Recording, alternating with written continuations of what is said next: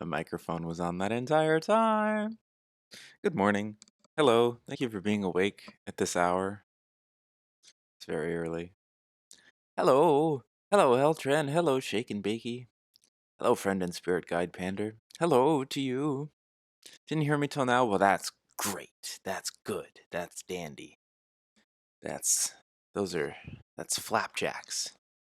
That's my new phrase. Instead of saying that's cool or that's hip, I'm going to be like, that's flapjacks. And it's going to catch on. And everyone from here to there will be saying it. They'll say, "Wow, who came up with that? That's a real crackerjack flapjack idea." And they'll say it was Pander. It was Pander Sarah. Last night I made a noise piece with these. These are two Tooth Fairy boxes that I think were mine and my brother's as children. This one's from Yosemite, which is kind of cool. It says Yosemite backwards. Yosemite backwards is my favorite Looney Tunes character. Tooth Fairy.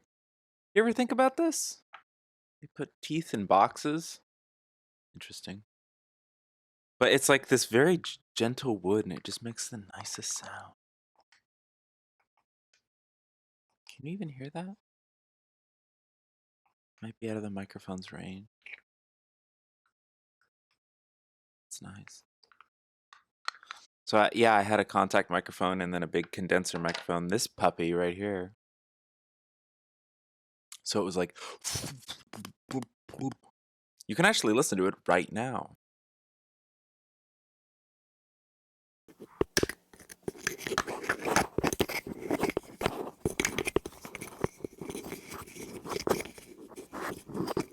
Is that not coming through? Oh no, that's coming through. Oh, I love that. Turn it up in my headphones.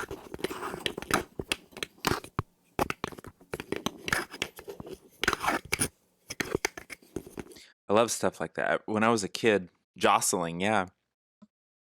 When I was a kid, I loved like jostling sounds, like little taking two objects and just sort of like fumbling around with them together in like a very enclosed space, so the sound would be like really intense. I did that a lot. I guess in nowadays kids call that ASMR because that's basically what I was going for, was like that tingling feeling in like the spine or whatever, in the medulla. Snap right to the medulla. Yeah, it's really nice with dice. That's a very commonly jostled object that like sounds good. I have like a obsidian and hematite right here. It's a different kind of thing. Sometimes when you put like gemstones or crystals together, there's a buzzing. It's like a vibration. Like it takes a second for them to touch. It's like which makes me think about their molecular structure. Like what's doing that? What makes it sound like multiple bounces instead of just one contact sound? Like that sounds like it's hitting multiple times. And that really fascinates me. Like I want to talk to a geologist about that and be like, why is that happening? And they'll be like, well, young Pandasera, because molecules and crystals and vibrations and blah blah blah blah blah blah blah. And I'll be like, wow, that's flapjacks. And they'll say, yes, yes it is. Dr. Gems. Dr. Gems sounds like a Sonic character. All right. What if we had multiple sources of light? Could you imagine? What if there was a skylight right there? Wild. What if I just blasted this light so that... Yeah, there we go. Let's blast it on home. Oh, I got called in for an emergency dog sitting gig this week. So I think I'm going to just drive back next Tuesday morning and just so I can broadcast from here, because it's not that far away. And I think I can like feed that dog early and come back over here, and it'll be great. She's a really nice dog. She's very cute. God, I can't stop listening to this jostling. Dr. Gem's Deviant Art. Oh no, Dr. Gems. You've hooked me up to the Inflatomatic 9000. Dr. Gems.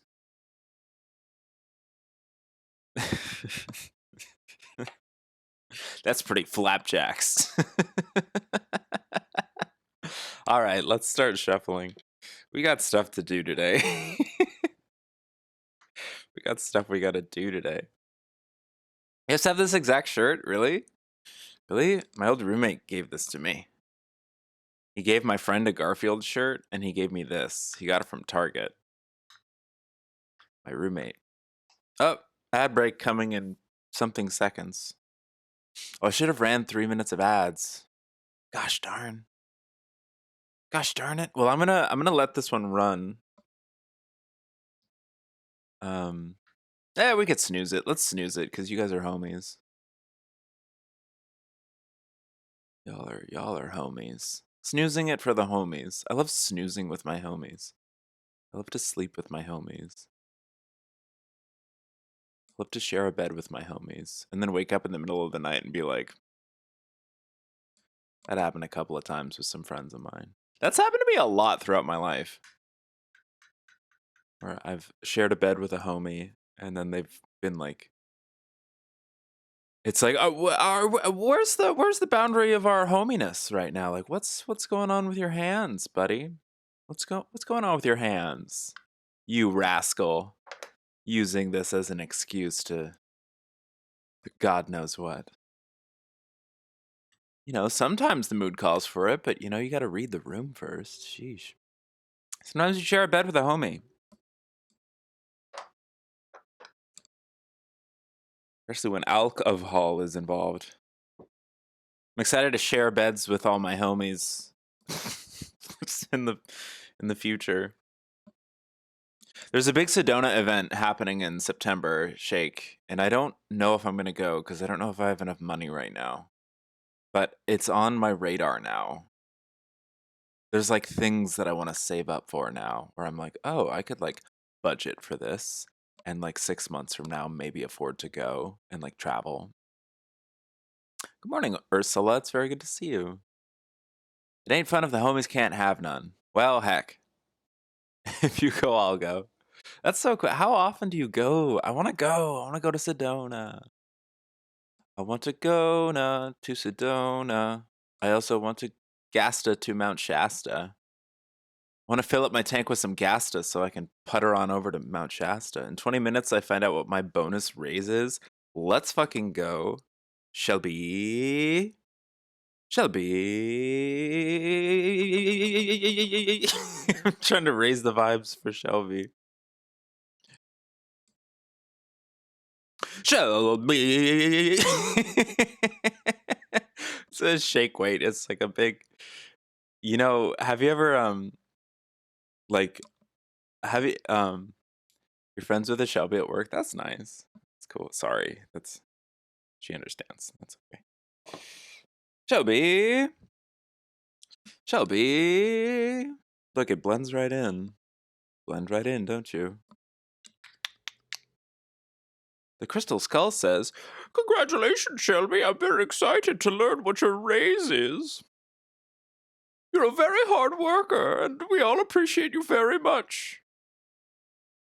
That's right, Skull. Thanks, Skull. You're a pal. Okay, let's get this box out of here. What is this? Some sort of innuendo? We gotta get this box out of here. If I wanted this box in my face, I would have taken it out to dinner first.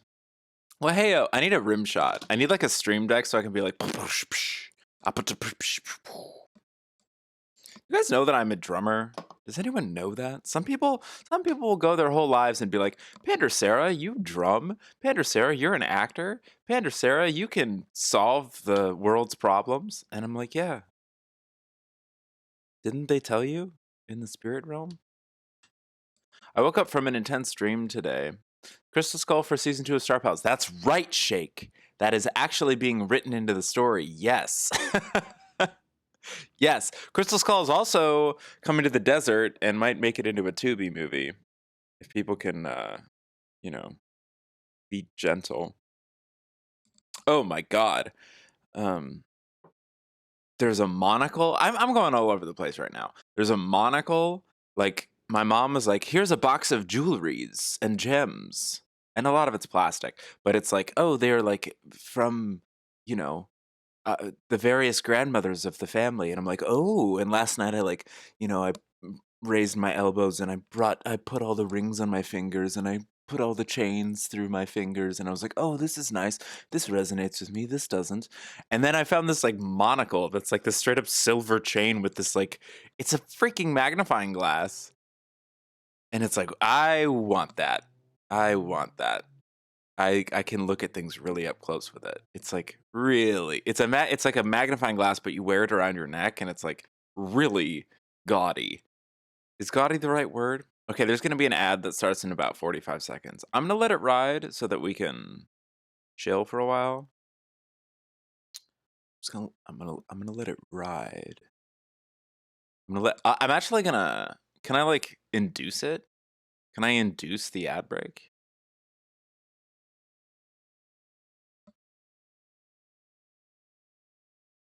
Let's ride. Ah, it looks like I induced the ad break. Okay. I love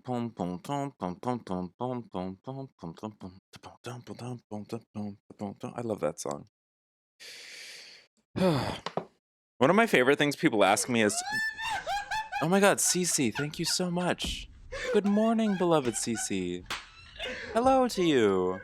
We should bring that over here. Let's bring that over here. Good morning, beloved Swan Pander 23. Hello to you, Pander 23 gay. That's cute. I'm bringing the alerts like over to where my face is instead of being in the direct middle of the screen.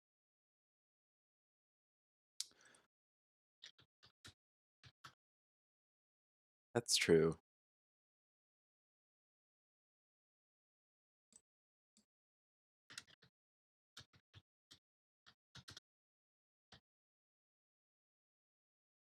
Oh my god, Cece. Oh my god, Cece. Cece. Cece. Cece. Thank you so much. Thank you for gifting that sub to Helltran. Thank you, thank you, thank you. Really appreciate that. Helltran really appreciates that. She's a wonderful mod. Thank you. Oh my gosh.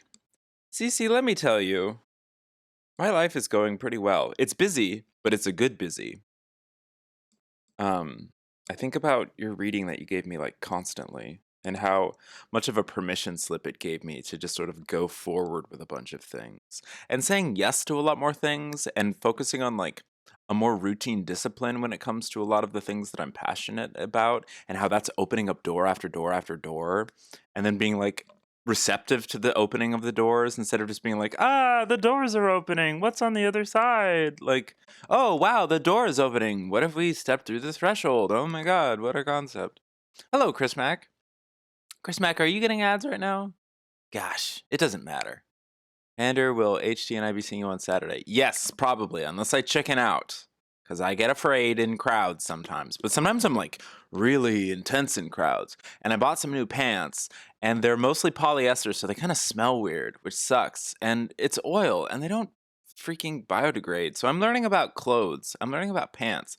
But, speaking of my ass looks really good in these pants. And I need to wear them. And I'm going to wear them to Dyke Day LA because my ass looks really good in these pants. And I had a dream where there was a hot lady who flirted with me last night in my dream. So we need to wear these pants, chat. Perhaps that will make itself be known in the cards. We need to wear these pants, chat. We need to be in public wearing these pants. All right, Galactic Heritage cards. Look at this. It's a mallet.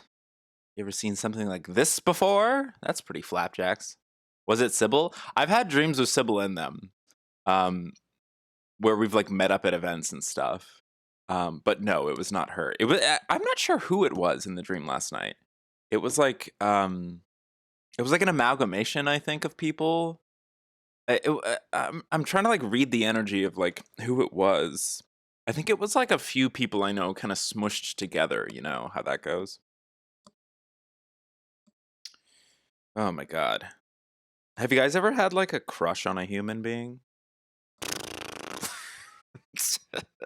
I wouldn't admit that online. I'm hoping to get lots of hot ladies flirting with me as well. Oh, Altran. Oh. Oh. Well, you're gonna have a few in the damn car. Actually, yeah, how do we want to meet up? Should we all meet up somewhere and walk over? Are we driving? Because I imagine parking. See, this is why I don't go to things. Because I freak out about parking. Parking. Took me so long to figure out hot ladies were flirting with me because they kept asking me. They were just asking regular ass questions. Yes. Yes. Hi, Zequid Sauce. Yes. Sometimes hot women flirt by saying stuff like, your shirt looks stupid. Yeah. That will fuck me up for a whole weekend. Tell you what. Let's look at the table so you're not looking at old Gollum Pander hunched over her table over here. Ah, shit. That's the wrong scene. This is the correct scene. Look at that. It's a table. Behold, there's a crystal skull and a big ol' amethyst that I would not recommend putting this inside of. I think energetically you should insert and bond with, but this will cause splinters of the unholiest kind. Hi Pander. Whoa. Hi Anchovy. Hi. Whoa. We were mirroring each other there for a second. I loved your stream the other night. I love manic energy. Fuck, I'm so good at shuffling. So we've decided to start shuffling by just like, plopping things out on the table. Just like our feelings, chat. You got to get it all out on the table. 1, 2, 3. Let's do 7. One for each chakra. How about that? You guys like chakras? Wouldn't be a shock to me if you said yes. 1, 2, 3, 4, 5, 6, 7. Let's do it in a circle. Let's do it this circular. Yeah. So what is everyone thinking about today on this beautiful Thursday morning? How's everyone feeling? Get in touch with your feelings. Think about your feelings. What do you feel when you listen to the sound of my voice? I know what I feel.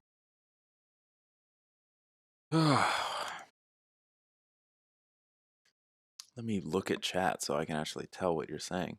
You know what I could do is bring chat over here so I'm not actually like, okay, what are you? Electrolytes? You could procure some marijuana. Oh, yeah. Does anyone know which one I left off on? Oh, jeez. Let's start over there.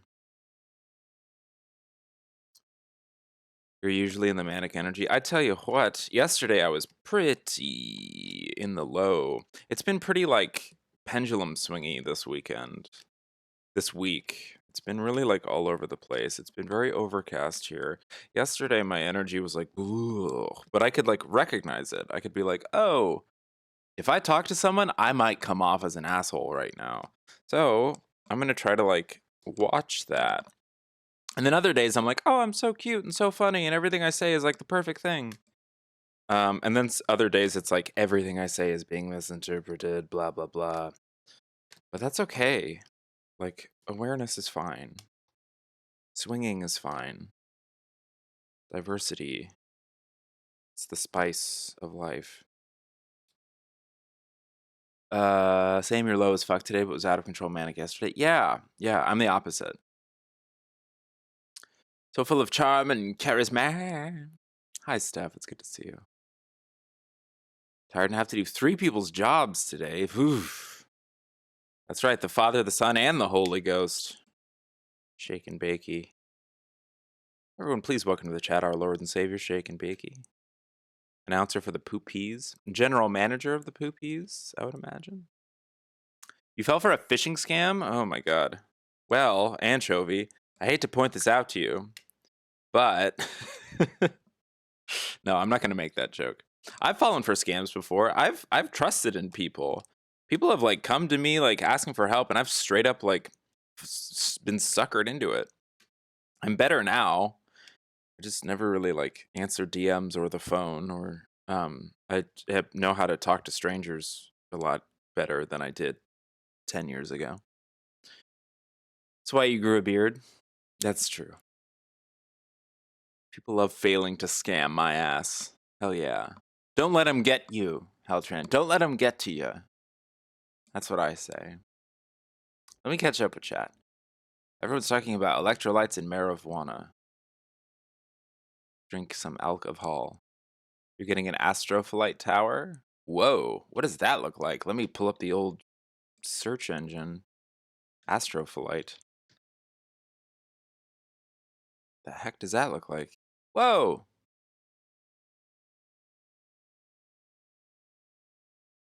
Wait, that's not what I was looking at. That's what I was looking at. And how to use it to improve your life. Look at that! It looks like a sphincter. That's really pretty. That's really pretty. That's really pretty. I like how intense that is. It's cool. It has star energy. Nice. Very trippy crystal, but it came to you, kind of. Yeah. Synchronicity. Whatever you're feeling in the moment, that's what's up. That's what's up. That's what you gotta search for, and, you know. That's how I found these beautiful creatures. And that's how I found all of you beautiful creatures. Synchronicity, whatever excited me in the moment. I love Twitch. Twitch has brought me many a fine friendship, and kind of like helped me get out of a rut of purposelessness in my latte 20s. God, we're being obnoxious today. We're being full theater person mode right now. What are stars except buttholes of the cosmos? Black holes, white holes, one's an entrance, one's an exit.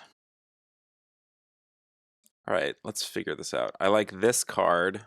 I like that. Let me do the bottom one and then the top one. And then I'm going to do... Let's start with those three. Let's start with those three.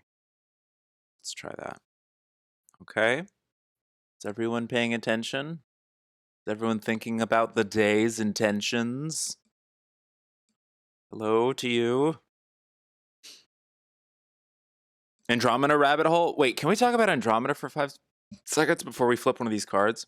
So I'm in a Galactic Ambassador class right now. Next week is Andromeda. Yesterday, I did a very involved ritual involving some ocean water and some crystals and salt, which is inherently in ocean water, but anyway. And then the 4 elements of earth, fire, wind, and water. And it was very powerful, and I'm going to be charging some rocks in a jar for several days to contact Andromedans next week. So I'm very excited about that. What are you doing? What is your connection? You told me in a recent stream that you've been like going down a rabbit hole, you say. I wonder if we'll get any Andromedan cards. This week has been Arcturus, and boy have my dreams been interesting. I really resonate with the lessons that have been coming from Arcturus this week. What's this? Atlantean era. Cool. Earth's past. What's this? Ultimate Evolution again? God, what is this? Like the 5th time in a row? I gotta shuffle the cards better. And then Returning the Favor. Very cool. Interesting. Interesting. Atlantean era. We know that's the Earth past. That's the era following the Lemurian era. This is the current era. We're currently in the end of the Atlantean era. It's the last 13,000 years. You know, big archetypes. It's a patriarchy. Look at that. It's a king. Look at that. I heard a recent bit of channeled wisdom that was asking about Lilith, and someone was asking like, oh, well, Lilith can represent like the true freedom that comes from the blending of like genders and those archetypes. And why was she suppressed? Why is the blending of genders suppressed? Why is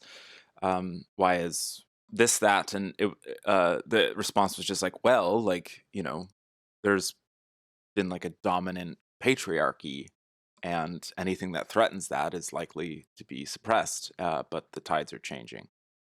You found I was doing some stuff on the depth of the ocean, but I have a strong Mintaka ties. But the water is what connects to Andromeda. Can you tell me what Mintaka refers to? Um, Atlantis has been popping up so much. Yeah, I mean, we associate Atlantis a lot with water because I guess folklorically, it's like, oh, it's a sunken city. It makes me think about the ocean. But it was when it was above the water, before the great flooding and so forth. It was a very advanced civilization and did all these things, and it's hard to talk about because it's like spans over so many thousands of years that it's like there's not really one or two things you could say about it. Blu-ray, like physical media, negative to positive. Mintaka is the star, but you were on a planet there. Oh, that's cool. Basically, energy transmutation was the thing we were doing down there. Oh, interesting. Interesting. Let's read from the book. You guys want to read? You guys want to read with me? It's a Pandorcera book club right now. 48. What a cool number. This era, spanning approximately the past 13,000 years, represents the masculine principle in a planetary cycle. This cycle is often represented by polarity, war, ignorance, confusion about spiritual identity. It is a time of darkness and sleep. Humanity is moving out of this cycle now, and we are seeing the old ways crumbling. Do not be discouraged by what you see around you. Consider it a sign that humanity is awakening again. You have had many significant lives in this era and are releasing karmic patterns that you've held for a very long time. Continue your spiritual work and free yourself.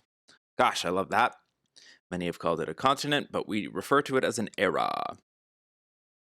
It was one of high polarity mentality, as opposed to emotionality, and a movement away from the connection with spirit and with nature. Many may see the Atlantean era as one of great scientific advancement. You know, we like to dichotomize science versus spirit when they're the same thing. But its qualities are more reflective of the emphasis on one polarity, the masculine, more than the other, the feminine. During this Atlantean era, the Orion energy brought to Earth is being healed. We talk a lot in here about Orion energy and the polarity of that conflict, war, empires, rebellion, etc. What is that, a book? I love that. That's a great emote. You read a book yesterday? That's awesome. Did it have words in it?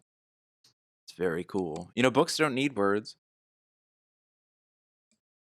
What book was it? Tell me all about it, Shake and Bakey.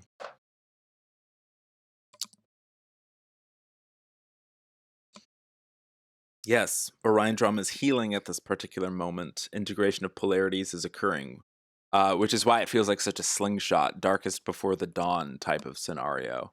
Everyone everywhere is like, I hate it here. Wow, everything sucks. Everything sucks. This sucks. That sucks. Well, I guess that's one perspective, and it's gonna feel that way, possibly. But you know, until the slingshot is released, the farther it's pulled back, the faster it flies forward into the opposite polarity. As a metaphor that comes up a lot in channeled material. It was Clayton Kershaw's biography. I know who Clayton Kershaw is, but thank you for saying that for those of us who may not, because the only reason I know who Clayton Kershaw is because I have an older brother, basically, who loves baseball. In the Treasure Planet movie, the books have moving images. I think a lot about Treasure Planet. I'd like to rewatch it. Treasure Planet and Atlantis are two very interesting Disney animated movies that I think have a lot to do with a lot of this stuff, but were less celebrated than others. Kershaw's great uncle discovered Pluto. That's bonkers. Wow. The first Disney dog to not be able to walk upright. No, I understand what you're saying. Talking about you're talking about the villain from Popeye. Uh, Black Cauldron, I've really been wanting to rewatch because everyone's always like, "Oh, it's like the scariest of them." Speaking of scary, how do you guys feel about Zeta Reticuli? You know, they're not so scary. In fact, I was just working with them in a dream the other night. Very kind, very sweet. The only reason we're scared of them and they're scared of us is because we represent opposite sides of a polarity. We have a lot of emotion. We're very in touch with our sexuality and our hearts, our humanity, so to speak. What's up, Sparkle Sprout? Zeta Reticuli, they had to mutate themselves in order to survive because they went real technological, And Zeta Reticuli can refer to a lot of different populations, but the initial, archetype, so to speak, was a planet of people, humans, actually, a parallel Earth, if you want to call it that. But we can refer to it as something else, like the apex planet or whatever. Um, they were like, oh man, I love science. I love technology. I love it so much that I'm not even going to think about what we're doing to the planet that we're on. It's better than nature. Screw nature. It's better than our biology. Screw biology. Let's implant. Let's clone ourselves. Let's make like ourselves cyborgs, etc. Which is fine. None of this is inherently evil or pure or good or bad or whatever. It just is a route. It's a possibility.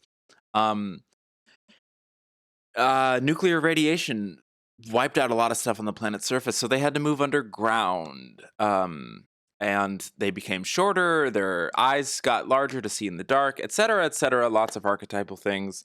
And then we see, oh my god, it's an alien. It's a gray alien. Look at that. It's so freaky. It's so different from us, and yet it is literally us, just mutated in a parallel reality.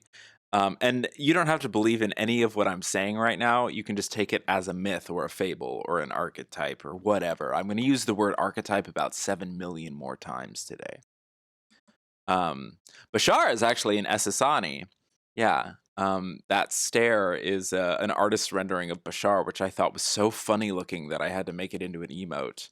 Big ups to Bashar. The Essassani are actually a hybrid race who in linear time take place, thousands of years from now, but they're basically us and then some Zeta people, like part of the hybridization program. When people talk about alien abductions, oh my god, I was taken aboard a ship and I was placed on a table and it was so scary. Well, it might have been sort of scary, and there's many different reasons for that.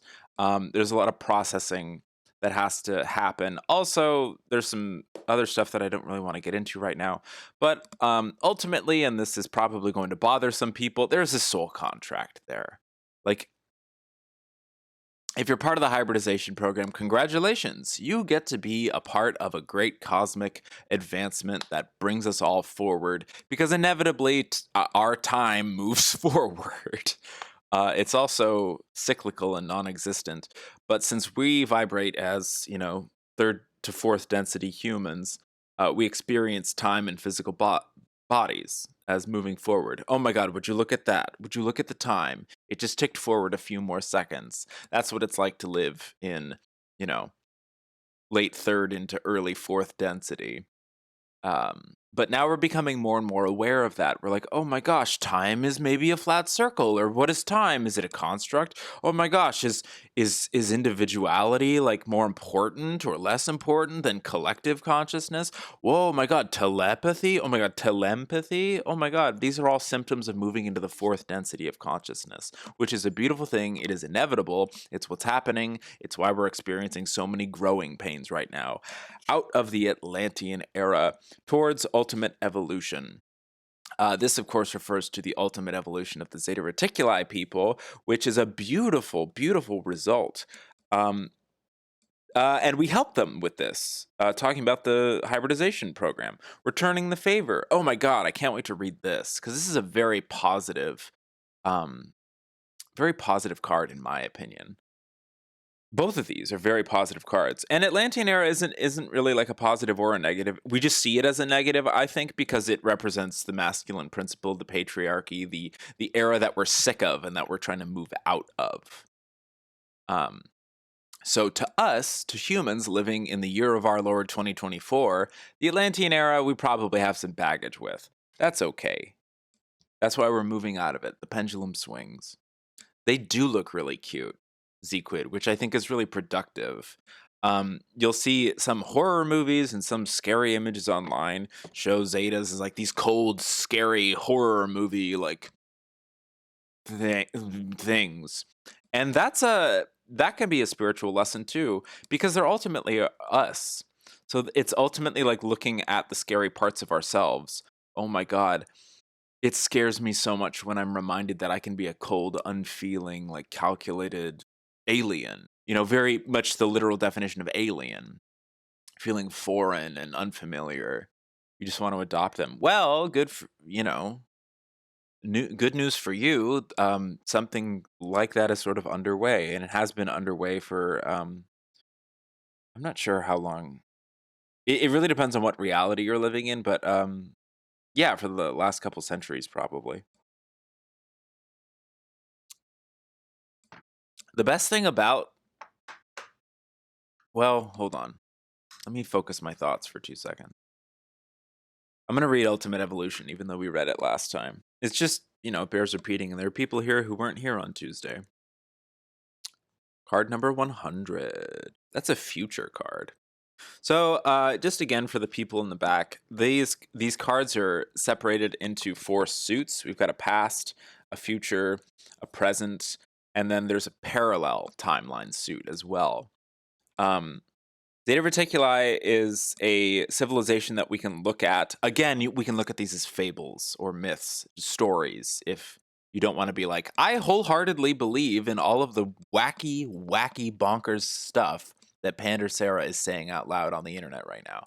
So you can just look at it as a fable. It works the same way. The information doesn't change. It doesn't need to be real to you. It doesn't need to be proven real. It doesn't need to be proven fake. It just is a story. You can like Dungeons and Dragons, or for some people they need to look at tarot that way or something. They're like, I can't have this be real because magic freaks me out. And it's like, okay, then just take the lessons, take the information. Why am I talking so fast? Number 100. You can take what you want and leave what you want. I used to try to shove this stuff down people's throats. Until I realized how no one should ever shove anything down anyone's throat without consent. This card represents the birth of a new species. We're talking about ultimate evolution, the one in the middle. The Zetas transformed themselves from a species of fear and limitation to one of higher consciousness, compassion, and love. Sound familiar? It was not an easy road, but an immensely fulfilling one. Because of this, they can now assist countless other species in their evolution. This card represents your personal evolution.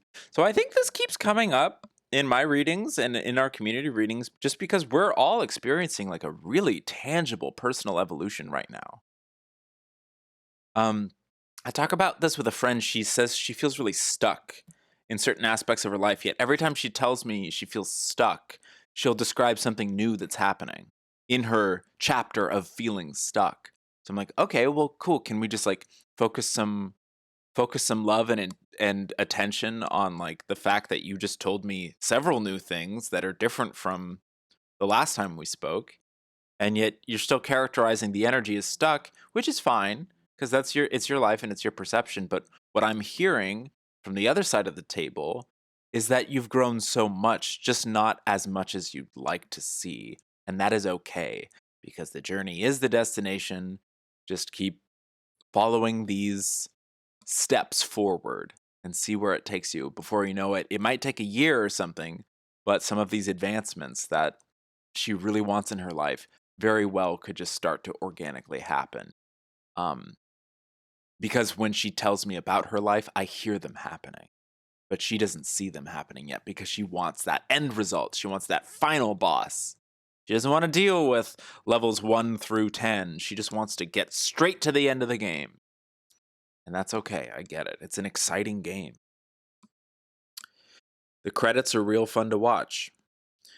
Because of this, they can now assist countless other species in their evolution. You have the capability to make dramatic changes in who you are by walking through the fire, meaning confronting rather than avoiding your fears, asking for help and trusting the process. Your galactic family, which includes all of us humans on the call, your galactic family is always with you. You are never alone. You are not alone. Hi, Corpse Punk. It's really good to see you. What's up? Even when we feel like we're stagnating, we're still growing. Exactly. I'm trying to like fix my posture. In this chair, there's like armrests, so I like to be all hunched over. I like to raise my shoulders and be all cubism over here. I'm actually good at not going too fast. That's nice. I like how there's only a little nail polish left on the thumb. Yeah, yeah. I mean, yeah, I'm going to a wedding next week, so at some point in the next week, I'll be doing my nails. I went to a long time ago, maybe 10 years ago, when I was like floundering around looking for work post university. I was able to get an interview in an office that like made cartoons like BoJack Horseman and stuff like that. And I was really nervous, and I was like, do I paint my nails or do I leave them like this or what? Like, what's the most professional, and what kind of shoes do I wear and what kind of shirt do I wear? And um I ended up just going in kind of looking like this because it's like, this is who I am. And I don't think that that's necessarily why I didn't hear back from them. I just don't really think that they needed me at the time. I was like, oh, I can do anything. Like, I can. I sort of described. I think that the way the interview went, looking back on it now, is I think they were just looking for someone to like get them all coffees, and I started to go into like how I know Final Cut and I know Pro Tools, like, and I can do sound editing and I can do all these things. And they're like, oh, wow, well, that's really cool, but we're not actually looking for that. We're sort of looking for someone who's really good around a filing cabinet. And I probably said something like, I am not good around a filing cabinet. Hold on one second.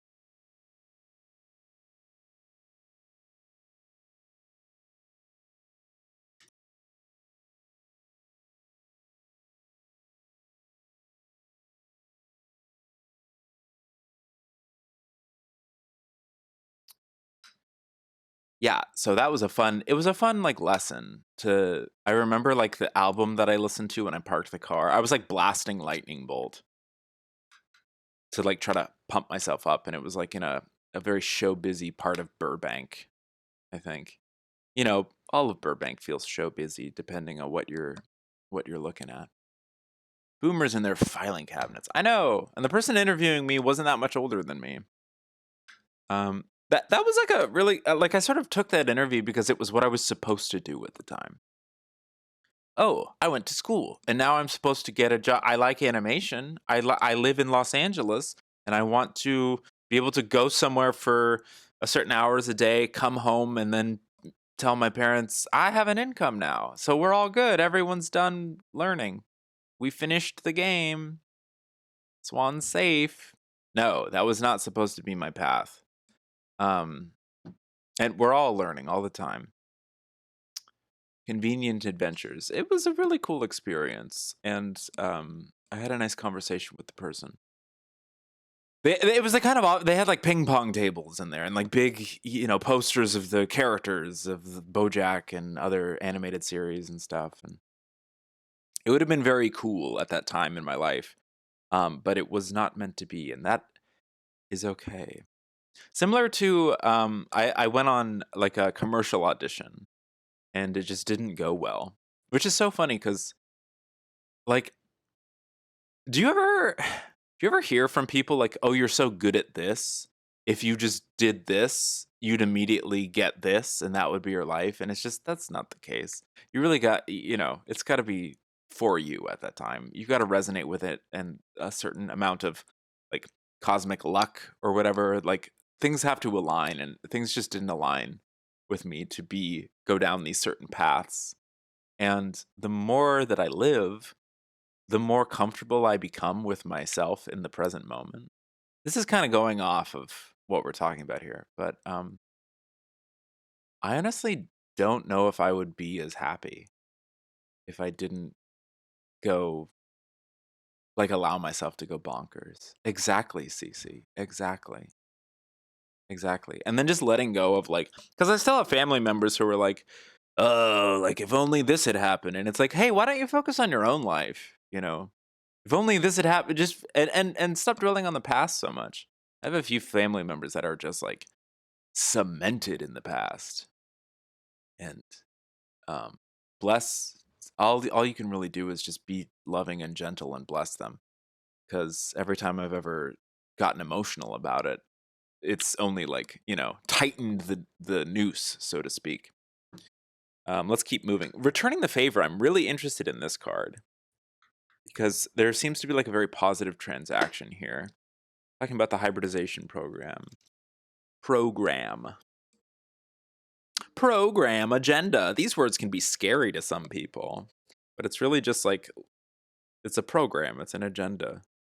What, have you never attended like a meeting before where someone took notes? I'm very happy I'm here sharing my vibes. I'm at like, and honestly, every single day, it's even bad days like yesterday, I've just gotten to a place where it's like, I'm exactly where I need to be. And it feels so good. It's really scary. And there's a level of surrender that comes with that too. Because you have to stop worrying about the what ifs and the shoulds. Like, oh, I should be over here doing this, but you're not. You're over here doing that. What's so bad about you being over here instead of being over here? Like, I might even be missing things about the wonders and the beauties of being over here if all I do is focus. God damn. Can we get the internet to stop dropping in and out for 5 seconds? Thank you very much. Cool. Sorry. It's they my folks just left the door open so that the dogs can interact, but I feel like my energy is very strong and I'm just like waiting for them to leave the house so that I can like continue to be okay with, but it's very it's okay. It's whatever. Be like a river, exactly. Jesus Christ. What were we talking about? Returning the favor.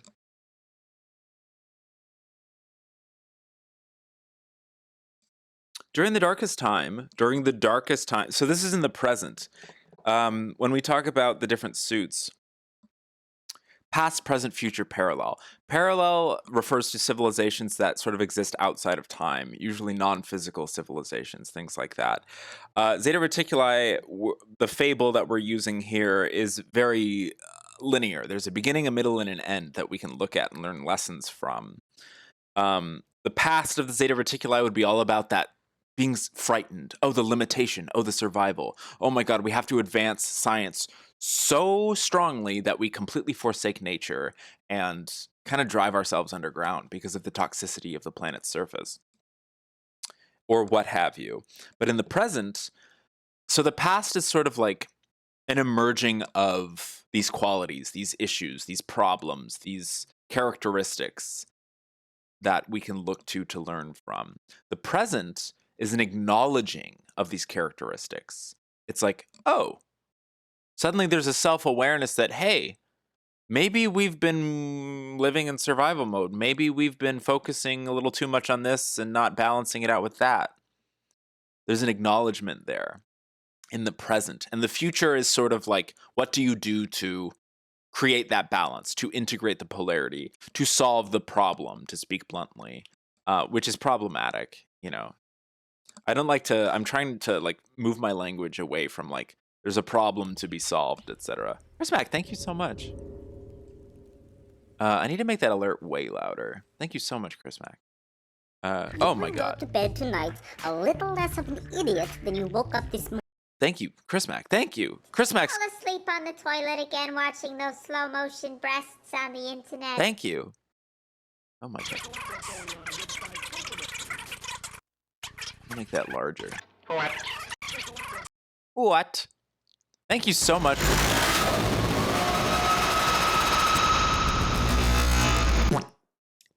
Thank you so much, Chris Mac. Holy mackerel, Chris Mac. Thank you for your generosity. A math problem is not negative, though. That's true. Thank you. Thank you for the bless. Thank you for the honk. Thank you for the bless and the honk. Bless you all and bless your honks.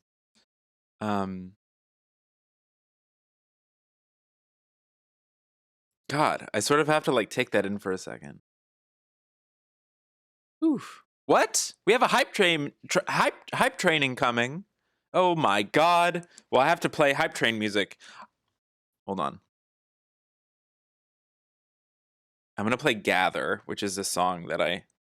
Hold on, we have to do a bookmarking of that. Gather. Please tell me we have it on this computer. Yes!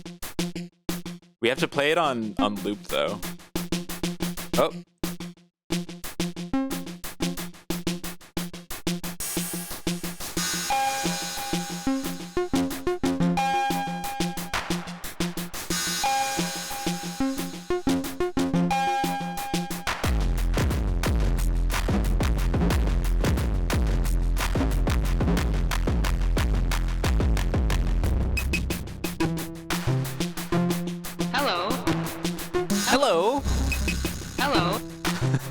Hello! Thank you, Cece. Oh my god. Oh, this needs to be louder. It's so quiet for me.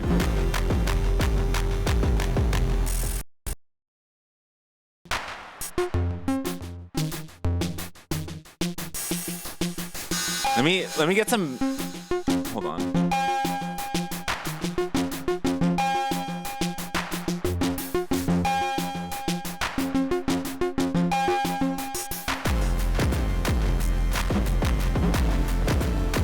Yes, yes, yes. Wait. Yes, wait.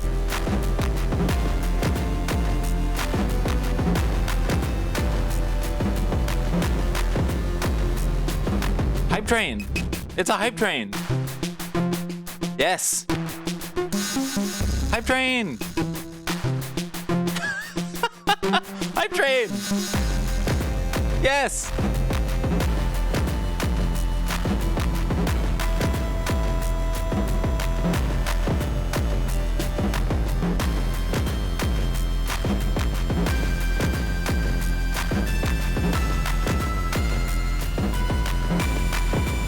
Hype train! Hype train!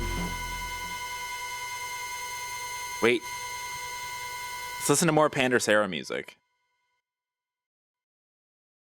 Isn't that a fun song? I made that for a class once. Isn't that neat? Let's listen to this. Whoop. Whoop. Oh my god. Thank you so much, Cece. Thank you, everyone. Is this loud enough? Why is it so quiet?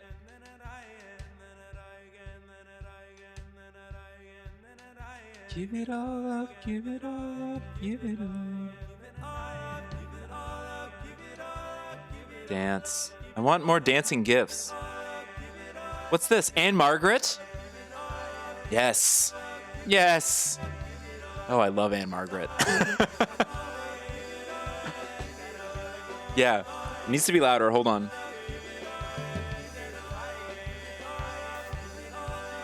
We can fix that.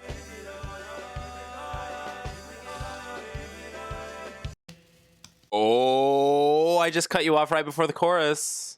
I know everyone loves when that happens. Oh, here we go, here we go, here we go.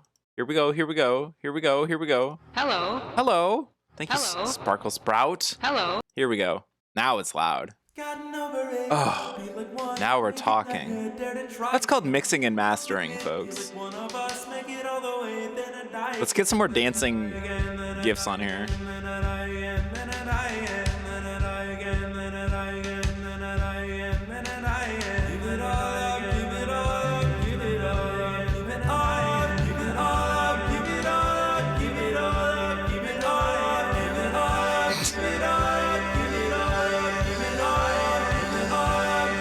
That's a dancing gif, apparently, on my hard drive.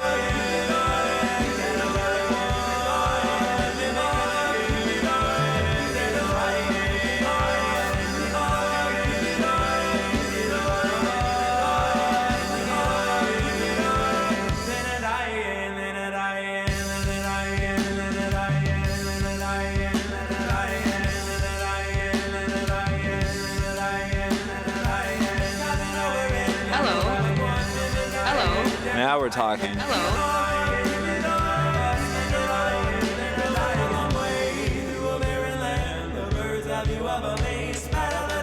the sweat, intentions driving the last time we embrace. Despite of our way that it seemed to mess me up, I'm trying to come back and save. It's better this way. Could you just let me go and make it out on my own?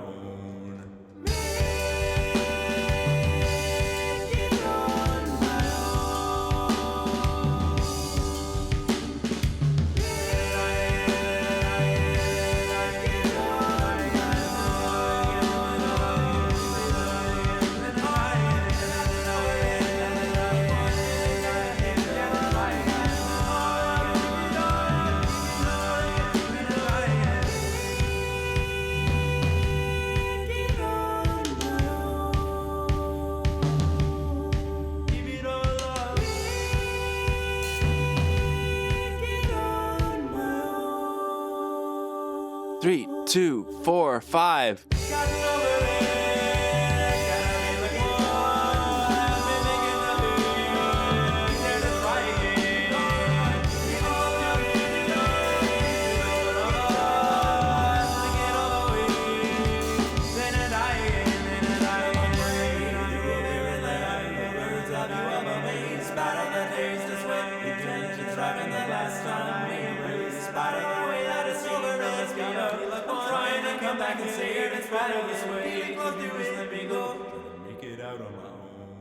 Now we're talking. Oh, please don't play the next song.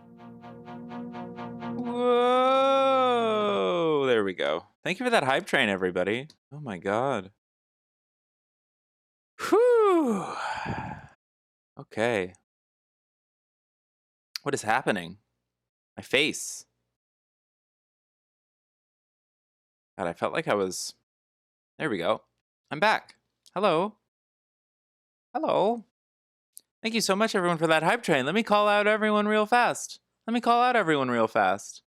was so cool. Let me call you all out. Get ready to be called out. Oh my god. Thank you so much. Chris Mack, thank you so much for starting off that hype train with all those bits. That was 300, 600, 1000, 1500 bits. We had 1,500 bits from Chris Mack. Thank you so much. Oh my god. Zequid Sauce subscribed. Thank you so much. And then the hype train started. Shake and Bakey gave out a community gift sub. Thank you so much. Thank you. Cece cheered 80 bits. Thank you so much, Cece. Balloon gifted a sub to Chris Mack. Thank you so much, Balloon, for gifting that sub to Chris Mack. Let's go.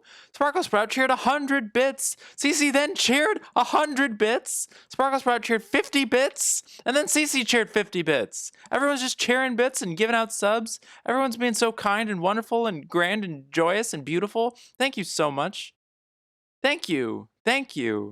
On this glorious Thursday morning. Thank you so much. Gosh, thank you. Gosh.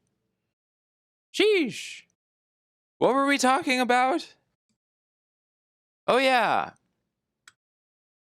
Returning the favor. Wow, that's cute. Thank you for returning the favor. And now I will return the favor to you by hopefully gifting you with some kind of something. Thank you for returning the favor of just being... I'm going to try to be as nice and as cool and as beautiful as all of you are. My God. And of course, you don't have to gift anything to be nice and cool and beautiful.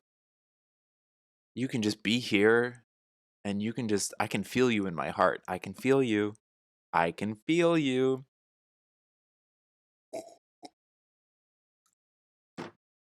Ugh. Thank you so much. Okay. That was wonderful.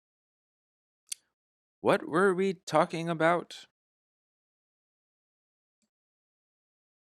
Hello, Cody. There's the cute dog Coder Man. Oh, yes. Yes, my sweet boys. Yes. Okay.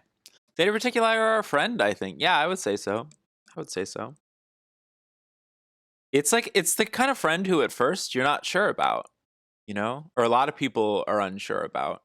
And that makes sense. The depictions in our media and so forth, like, some people find the Zeta archetype to be very cute and cuddly. Some people associate it with nightmares and horror movies and so forth. I'd really like to rewatch The Fourth Kind because I know that that's like a very fear-based, problematic take. But that's, as a film critic, as someone who like loves movies and storytelling, a big thing for me has been reconciling like the way that we culturally depict people and beings and races and groups and how that guides popular opinion and understanding.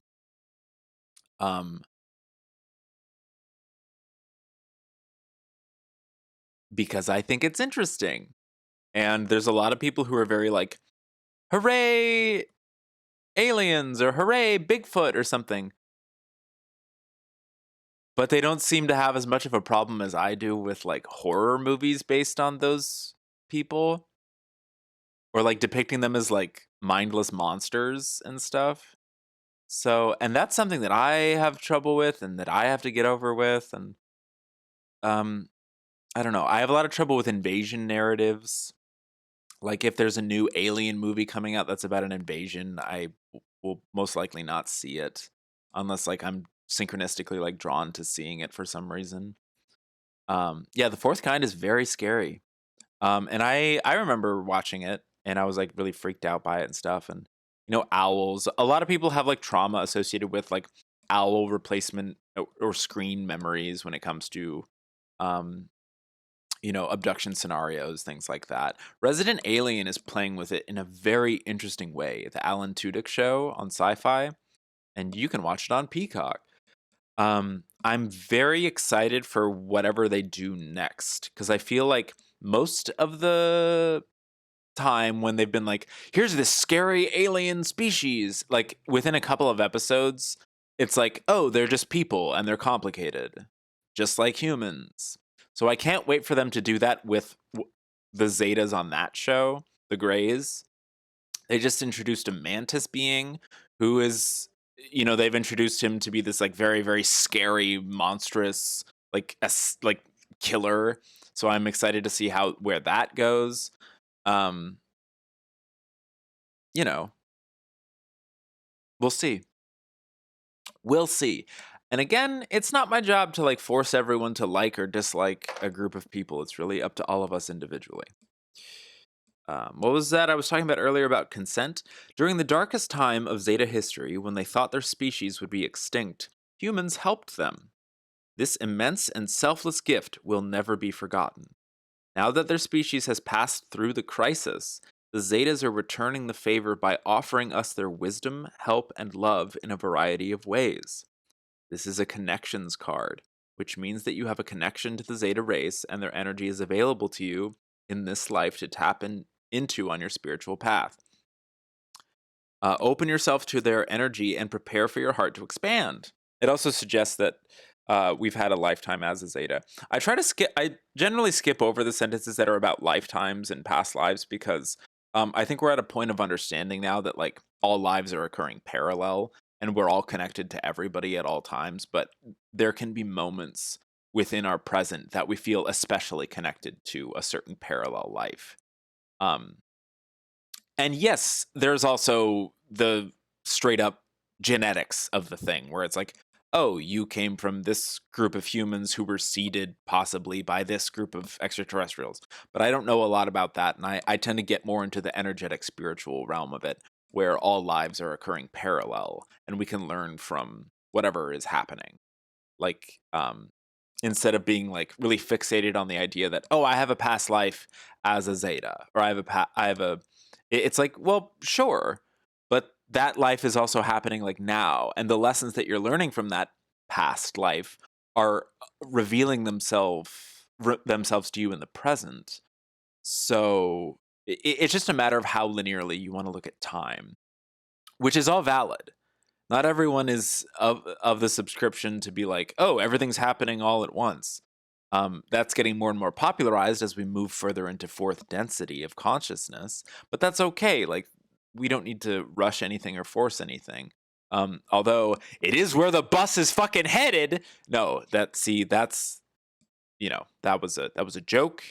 You never watched The Fourth Kind. I heard it wasn't great. I think it was overfound footage movies. But then, yeah, it's not even that great of a movie. But just the subject of it is what keeps me wanting to rewatch it.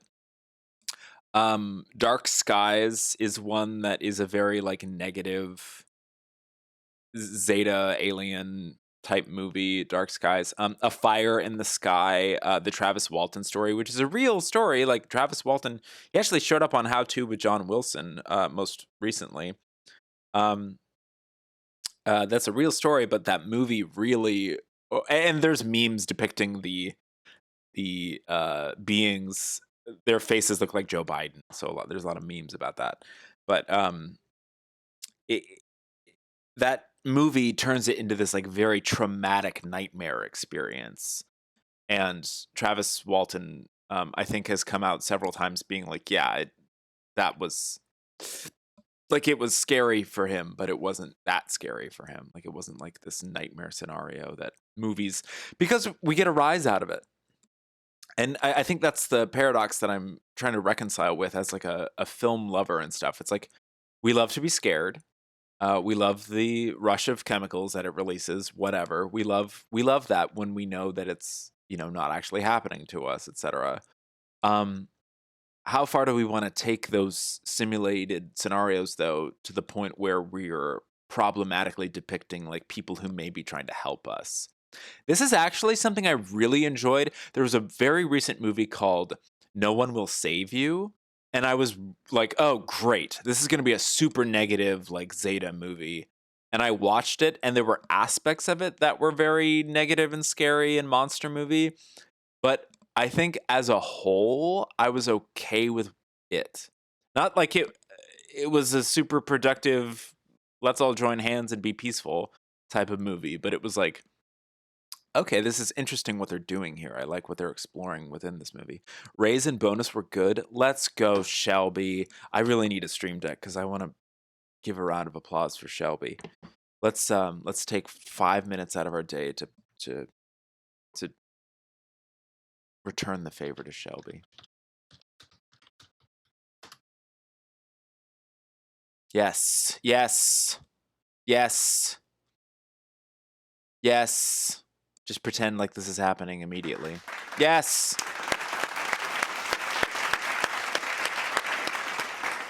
Do I have one of those, like, in my computer? Let me just see. I better. Don't play a video after that. Just... Oh, I have a bunch.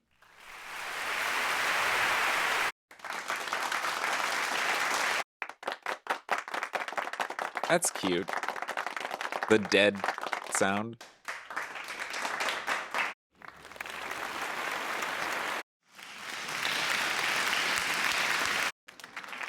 I have a lot. Yes. This is for you. This is for you, Shelby. It's all for you.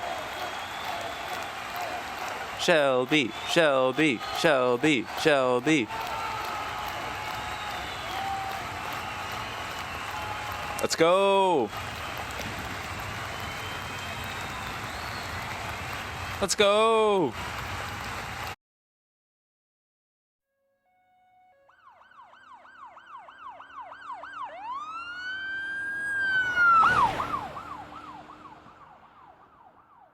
The crowd got too big.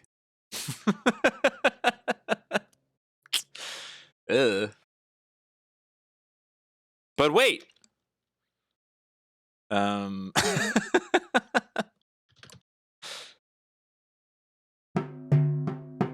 What is that? Wait, that was not what I wanted. What is this? But look, a drum circle has started.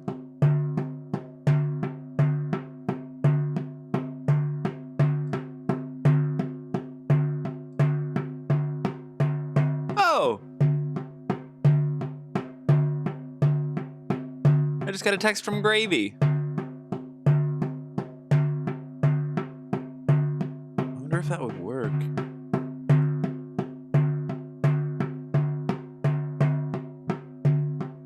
have to get back to him. I have to get back to you, Gravy. Gravy, if you're lurking right now, I have to get back to you because I work on Sundays. Oh, I like these emotes. That's a Dark Native emote. I love Dark Native. Let's go. Bogo's Binted. I put that emote in there and I don't even remember. I remember I spent like 30 minutes one stream being like, why is it called Bogo's Binted? And people were like drawing up charts in my chat. Like, this is why it's called Bogo's Binted. Okay. We got to keep moving because I got stuff I got to do. You were here for that, Balloon. You were here. Yes. Yes. Open yourself to their energy and prepare for your heart to expand. Yes. They're tremendously grateful and have done whatever they could to return the favor, mostly by sharing their wisdom, especially from the future time streams, represented by these cards, Ultimate Evolution. So these are very closely connected. This is like a possible future. This is a lesson that could be shared through the intention of returning a favor. Makes sense coming out of the Atlantean era. We are in a chapter of this era right now, this epoch, so to speak. I wrote a song about that, about how we're learning all these lessons and we're incorporating them and we're integrating them. Yes, a certain perspective could be like, wow, everything's crumbling around us. But it's also like, sure, to make way for what is coming, you know? It's all about perspective. And to maintain like a positive outlook does not mean negating or ignoring suffering. Like, they're not mutually exclusive, etc. I think that's another big misconception we have about our current relationship with polarity. I think sometimes we'll see someone who's having a better time than us, so to speak, and get mad. Because it's like, you should be suffering as much as I perceive myself to be suffering. Well, maybe they are. Frankly, it's quite possible that they are, considering we're all part of the same consciousness, you know?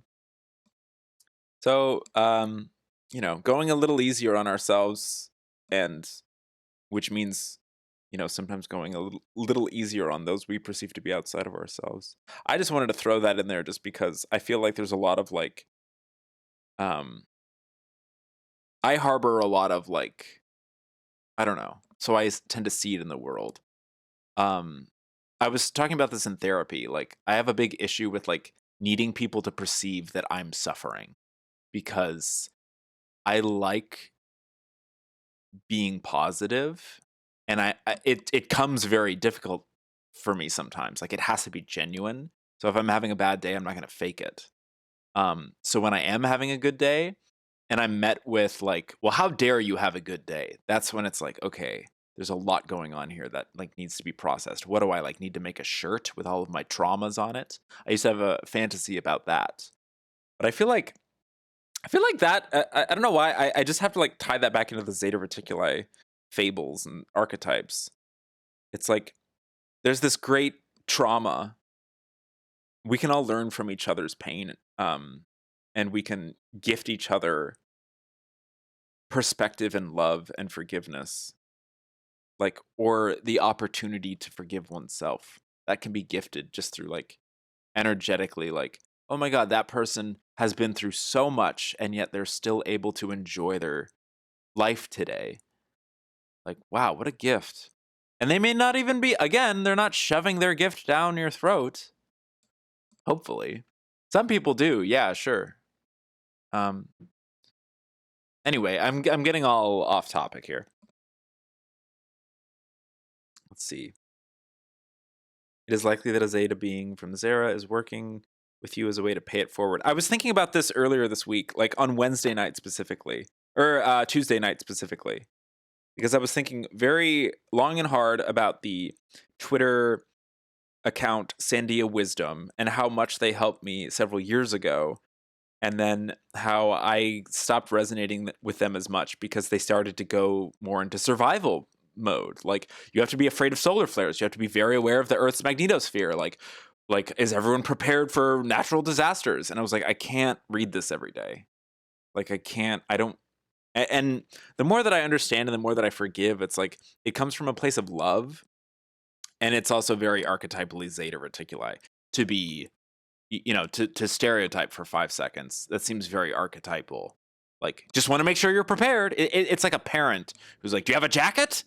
Do you have enough money to like make it through the toll booth? Or whatever the fuck a parent would say when sending you out on your own. That's kind of the vibe. Are your scientists prepared to build underground bunkers in case there's a massive flood? Like, Jesus Christ, like, just hold the phone. Like, we're not there, and sometimes I get a little irked by over preparedness, because then I'm like, you're expecting a disaster. You're expecting something negative. So can we just like refocus our energy and like see what's happening in the present? I'm getting a crazy telepathy headache right now, so I feel like they're responding to this energy that I'm putting out, and I'm just not really focused enough to hear. Clarity. That's all I'm getting. It's like I feel more clarity now than I ever did with my back and forth with the Sandia crew. I remember there was a period when I was very angry with them, because I was like, you brought so much peace and love and light into my life, and now like it seems like every time I check your account it's like fear-based and just really focusing on fear-based. And it's like, maybe those tweets weren't meant for me. Maybe they were meant for people who just like tend to deny climate change or tend to, who knows, but I still saw them, so cosmically they were meant for me in some way, and maybe that purpose is right now like working through them. I still hold a great deal of love for them. I really want to record a question for a Bashar live thing and just be like, are you aware of the Sandia Mountain crew? Are you aware that there's like a crew of Zeta Reticuli people who operate out of the Sandia Mountain range in New Mexico and who speak through a psychic telepath on Twitter? And like, what's their deal? What's their deal? I can almost hear Daryl Anka's voice being like, well, their deal is... But I really want to ask that question, because I think a lot of people follow Sandia, and there's a lot of people who follow who really just like take their information and project their own political beliefs on it.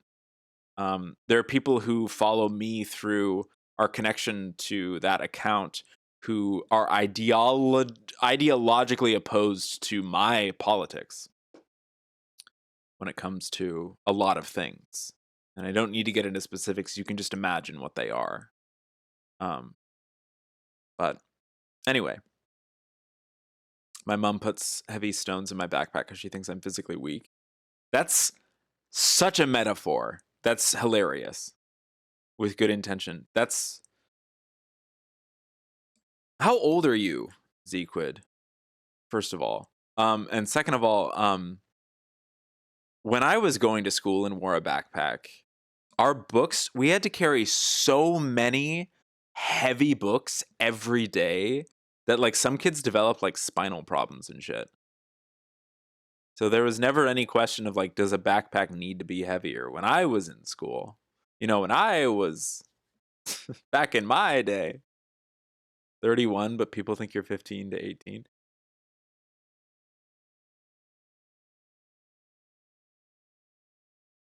I know how that goes. Well, I don't know. I just had an image of you like being sent off to school. Yeah, way too many books. And you never really got through the whole... Like, I liked a lot of those books. I liked learning. But it was like, yo. You have stunted growth because of anorexia? For sure. Well, I'm glad you're okay. I'm glad you're here. I'm glad you're here, and I'm glad you're literally here as well.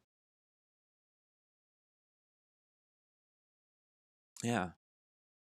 You don't need rocks in your backpack. You've got enough rocks in your backpack of your soul. But hey, whatever. I'm not your mom. Yeah. Yeah. I've only just been like learning more and more about eating disorder and things like that, because I started to open up with in certain therapy contexts, and people were like, oh, so you restrict sometimes. And I'll be like, no, I just don't eat when other people are home. They're like, that's literally restricting. I'm like, no, I just can't eat in front of people because I have all these issues from my mom. They're like, did you hear what you just said? Oh no, it's like I just won't like ever buy or cook for myself because I have all these like issues of, you know. And yet I'm like hyper sexually attracted to certain types of. Oh wait, oh wait. So I'm learning. I'm learning about certain things. We all have our journeys. Too bad learning is gay in school when you're younger. Yeah. It is totally like that though. People give me head pats and treat me like a child. That sucks. But your inner child is strong, so you don't blame them. Yeah, it's good to be a child your entire life, I think. Children are much wiser than we are because they're really close to, if you want to look at it this way in terms of incarnations, they're super close to source. People on their deathbed and like toddlers are incredibly wise because they just came from the soup, or they're going towards the soup. I like using the soup, like cosmic soup, as like a metaphor for like source or consciousness or collective consciousness or the afterlife or whatever belief system you want to ascribe to. You have a weak inner child, but the body of an extremely strong adult. Okay. Yeah. People think I'm very young because of a lot of reasons, and people see children in all sorts of ways. There's naivety that gets attached to that as a connotation. There's like, oh, I can take advantage of this person in all sorts of ways because they're inexperienced. They don't know the real world. And truly, it is the adults who don't, like the lost adults who don't know the real world. Like, oh, like the real world is that life is unfair. That's not fucking true. Like, oh, life is pain. That's not fucking true. Like, it's an illusion. The real world is like unconditional love. That's the real world. Like infinite, boundless, unconditional love. That's the one thing about the Matrix that as an allegory, like if I was to really get into it with someone, I would talk about. I'd be like, yes, the real world is this like, they need to do that to tell the story, but like ultimately when the characters wake up even from that world, it's an even different outer world. The world ruled by the machines is still in a sense a matrix in itself. Sure, based in your belief systems, that will be the construct of your reality. So it serves you. I love you too, Justice Sculpture. It's good to see you.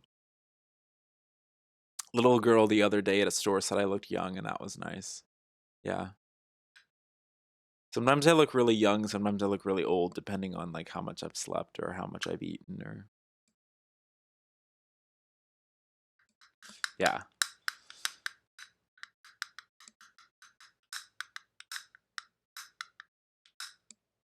All right, let's try 3 more cards. I've got stuff to do I gotta do today. And I didn't mean like, oh, it serves you. It's a very complicated thing to talk to someone who, because I have a savior complex and I want you to feel better, but I also understand that like it's a big part of your life to be the way that you are, and it's not my job to change that. It's not my job to change anyone who's listening to me. Yet for years I thought that it was. I was like, I'm a fucking superhero. I'm a messiah. Everyone can feel better if they just listen to what I have to say. Meanwhile, I wasn't really listening to my own words, She was nice. Her mom did not give a shit about her. Wait. What? People come to me for advice all the time, so I don't know. Sometimes I'm like their grandparent. Yeah. I mean, again, ultimately, talking about parallel lives and stuff, everyone is everyone, ultimately. It's just like, in my experience, it's who do I want to resonate with right now? Like, and it's very context dependent. It's very case dependent. Like if I'm in line at a store and something reminds me of something that reminds me of something, like in that moment, I'm channeling like something. But if I'm home alone and I'm looking into the darkness, I'm channeling something else. And ultimately, it's all the same thing, You can be an old soul in one context. You can be a young soul in another context. I've definitely been told my whole life that I'm old, but I think I don't know. I feel very old. Um, people will, especially at my work, because most of them are like in their 60s, 70s, or 80s. They'd be like, "Oh, how old are you again?" And I'm 32. This body is 32. Um, but I feel extremely old, and if I'm impatient with someone who's like being condescending to me, I will say that out loud, which makes me look ridiculous. But like energetically, it's like I will do the like Gandalf thing where I'm just like, please don't fuck with me right now. Like, I am older than you and you are in your 80s, but you are acting like very immature or whatever, which is immature of me. That's a loss of patience there. All right, let's draw 3 more cards.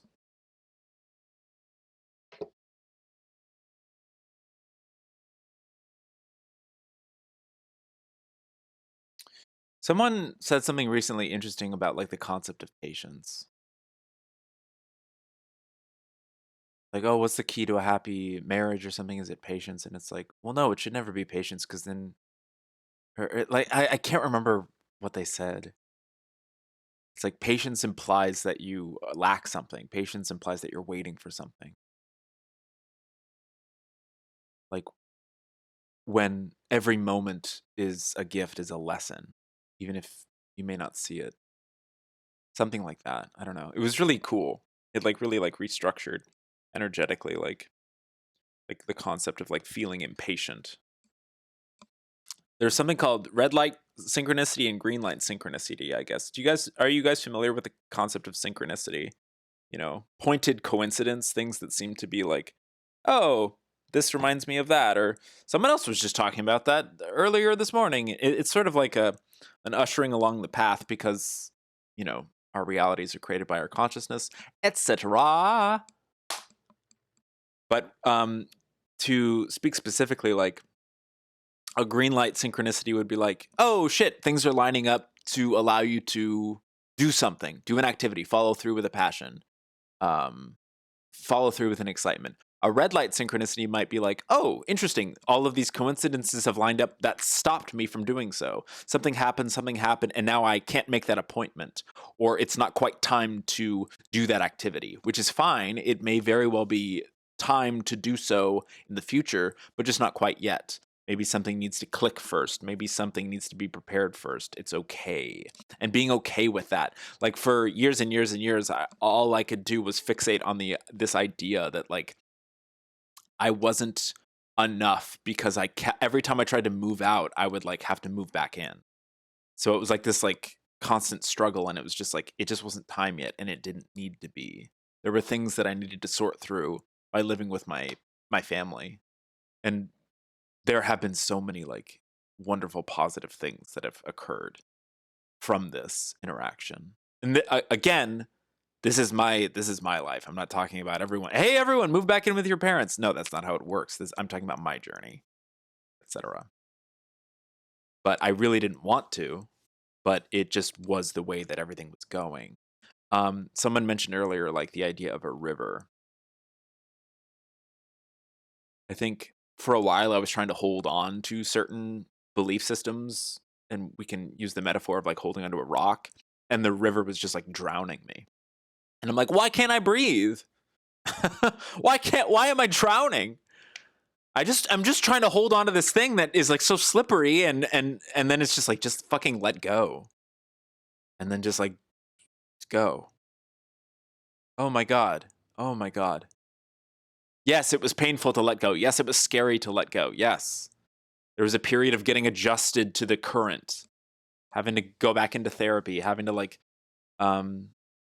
make these certain changes in my life, drinking less, smoking less, etc. Again, these are just my personal journey. But they started to happen organically. I wanted to go into therapy. I wanted to drink less or smoke less or what have you. I wanted to do these things. I wanted to start getting up earlier, which was never a thing in my life. Just things like that, where it's like, it's the first thing that needed to change for me in this scenario was being okay with the fact that this inevitable thing was occurring. Swallowing my pride, being like, you have to move back in with your parents. That was like 2 or 3 years ago now. Boom.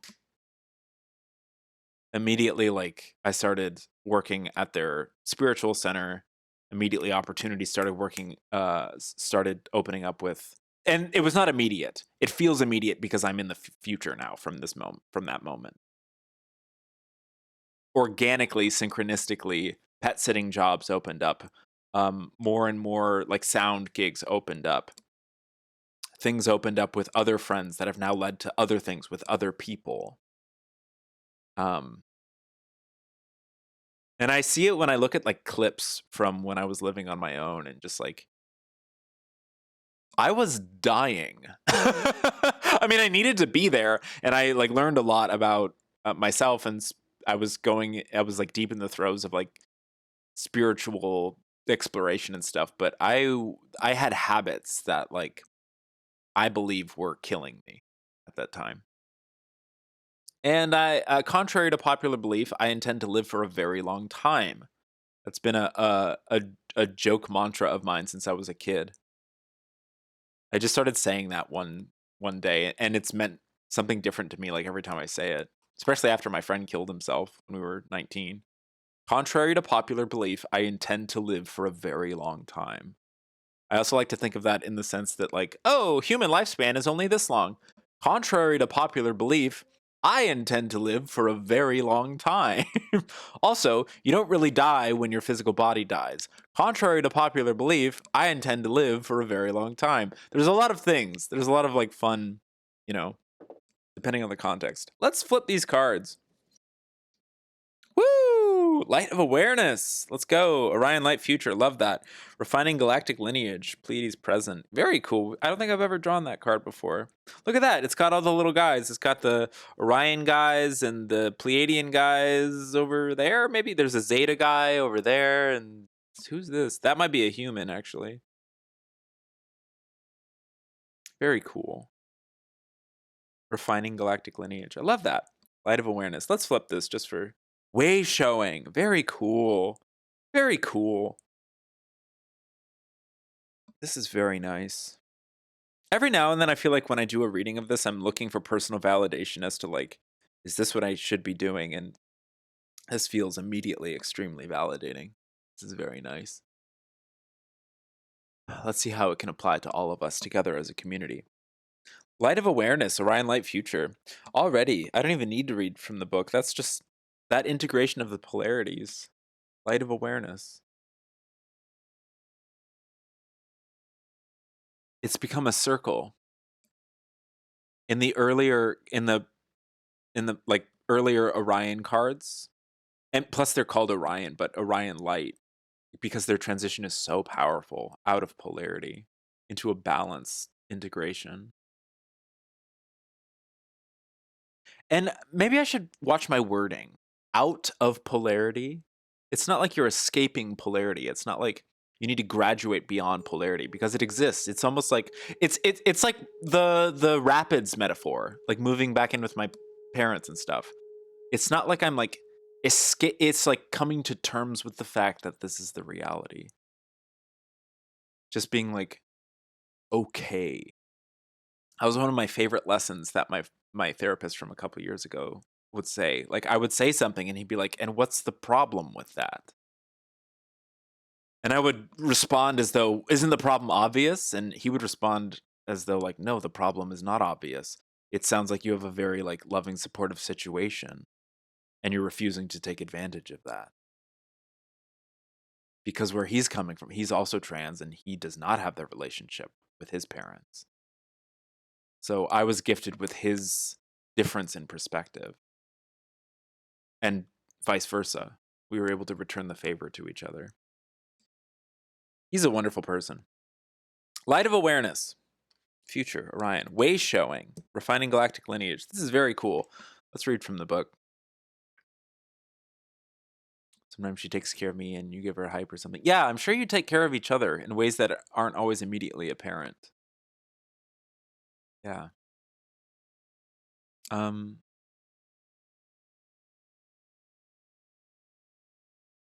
You do help a lot and inspire people, even if they don't tell you. Even people who complain about you get inspired. Yes, that was a big lesson too for me. Like people who piss me the fuck off are teaching me something. Like why else am I interacting with them every day or like, on a regular basis? Like it's revealing something to me about myself that could be uncovered or learned or something. And I'm sure it's mutual, even if it's not immediately apparent. You didn't have a label to distinguish synchronicities. That's really cool. It's a nice word that has the word synchronicity has like come into popular use like a lot recently. In terms of like the paranormal community, when that docuseries Hellier got really popular, they kind of made a joke that like every 3 minutes someone said the word synchronicity. And they were like, don't play the synchronicity drinking game if you're watching Hellier because you will have to go to the hospital. But that's once you start noticing them, then they snowball. It's like, oh, that led to this, or that reminds me of this, and then it's a wonderful method of seeing how connected everything is. When I think there's a conditioning to try to separate everything, which can have its place. Like I heard recently a definition of what are positive beliefs and what are negative beliefs, or what does positive mean and what does negative mean. Well, one can think of it like positive is headed towards unity, like a joining together, and negative can be headed towards separation. Now, this doesn't necessarily mean that one is good and one is bad. It depends on perspective and where someone is coming from. Right now, in this Atlantean era, unity is very attractive because we feel extremely separate. We are striving to return to source. Community building. We love community. Activism, organizing, coming together, making friendships,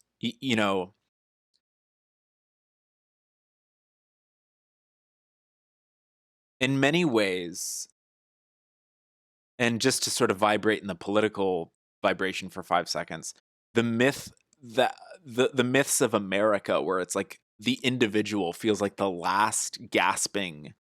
It's like, no, only you matter. No one else matters. The rugged individual, whatever the fuck, all of that. That's what it feels like. This last kind of like, and it's okay. It's okay that exists because community and what we associate with love and stuff, that ultimately like wins, shall we say, at least right now in our paradigm. And I have to focus on our paradigm because sometimes I zoom out way too far and people get mad at me because they'll be like, well, there will come a time when this happens and the pendulum swings that way. And it's like, well, Pander, that's going to be in like 20,000 years. Like, you don't need to start talking about that out loud right now. We need to focus on the here and the now and how to, help ourselves out right now. This is the time. Like, now is the time. Now is the time in which like we are dealing with it. Anyway, did that make any sense? 105. Thanks for being here, everyone. This is sometimes I go all over the place and it's like hard for me to sort of like wrangle my emotions. Our true state of being is as a unified, abiding awareness. This awareness contains no judgment, labeling, commentary, or opinion. When we do deep meditation, we can access this state, first for brief moments and then for longer periods of time. The consciousness of the Orion light represents this abiding awareness within us that transcends polarity. You may visualize this as a candle flame during your meditation.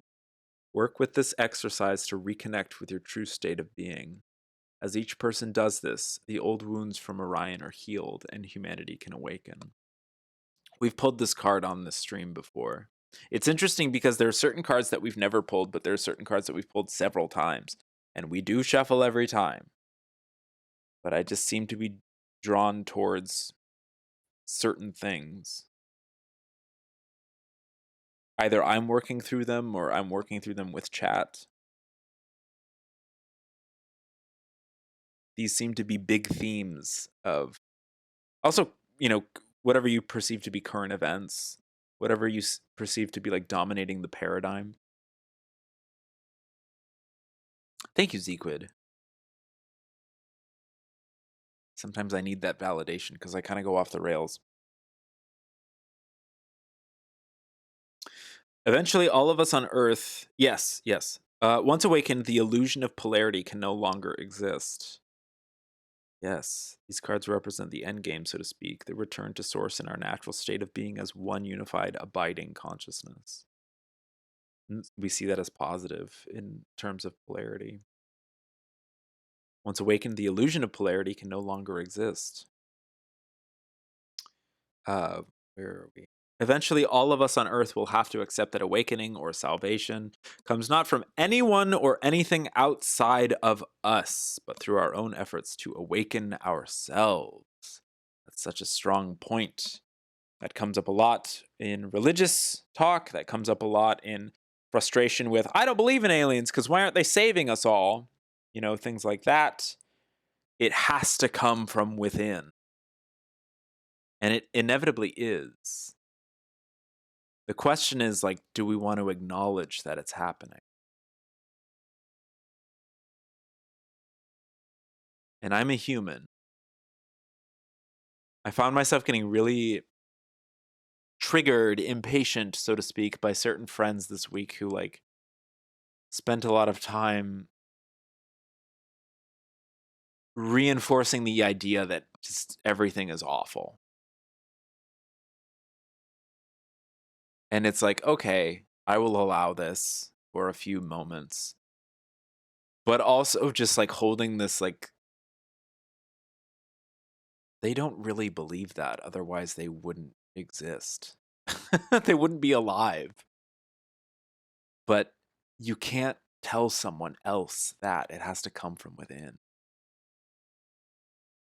And it's not my place to do so.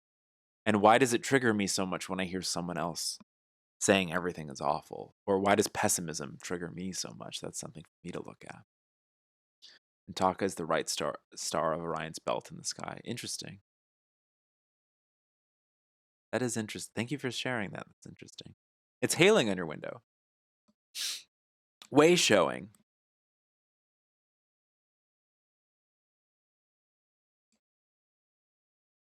In the ancient past, Syrians were conflicted about being leaders or staying hidden. This is serious, by the way. This is future serious. Okay. We haven't gotten that many serious cards on here in a while. So this is exciting for me. Interesting. Therefore, I need sort of a refresher on the archetypes of Sirius, but maybe we'll get that from this. In the ancient past, Syrians were conflicted about being leaders or staying hidden. Those seem like two separate things. About being leaders or staying hidden. Should they be leaders or should they stay hidden? Oh, because they had so much trouble with teaching other civilizations. Yeah, that was one of their things. They saw this as an either-or situation. Now that they have evolved, future card, they realize that being a leader is not an aggressive or controlling role. True leaders lead from the heart, without ego desire, and from a clear sense of inner direction that is aligned with universal consciousness. This is so validating. Oh my God. In the ancient past, you were also conflicted about this issue, but now is the time to release this karmic pattern and no longer have fear of being a leader or a way shower. You don't have to do anything to lead. Simply being is enough. Oh my God. That's such a huge thing for me. That's such a huge thing for me. You don't have to do anything to be a leader. Just simply being is enough.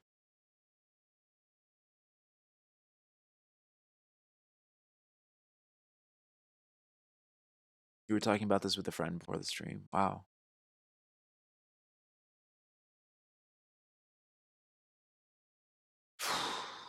That's something I think about a lot.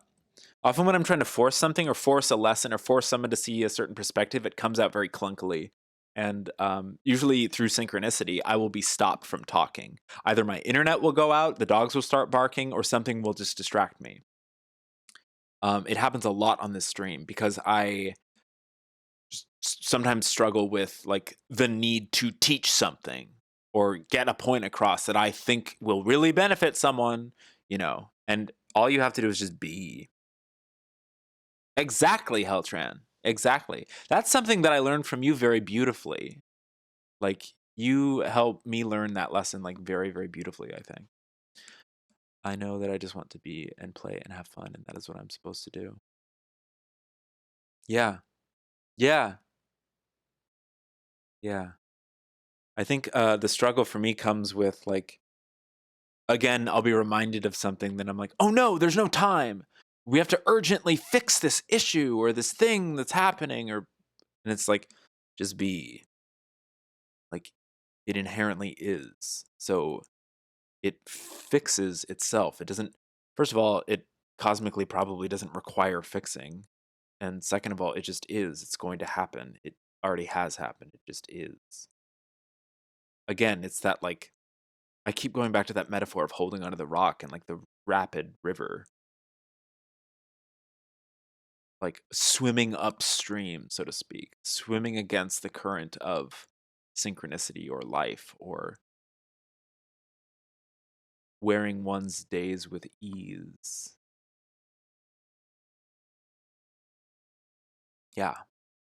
Wild. What's some of the commentary here? This is an era of enlightened, serious consciousness. To successfully evolve, Syrians had to heal some of their deepest fears. One of these fears was about leadership and its responsibilities. They resisted this role, but soon realized that it was part of their spiritual path. They eventually accepted it with gratitude for being allowed to be of service. Yeah, Zequid. Yeah, that's very familiar. Yeah.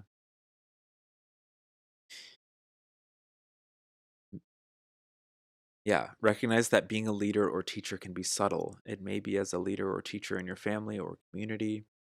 Do not fear this ability within you. At the same time, do not force it to manifest. Best leaders are those who don't necessarily want to lead, but simply lead by example. Another possible meaning is that you might be attached to the idea of becoming a leader, and this desire is coming from ego rather than your true self. Yeah. In order to know which, if any, of these options is the correct interpretation, go honestly within yourself to find an answer. The card may also be referencing a lifetime in which you were a leader. Use your intuition and look at the other cards in your life circumstances for further clarity. Simplified message: every being is a leader and teacher for others.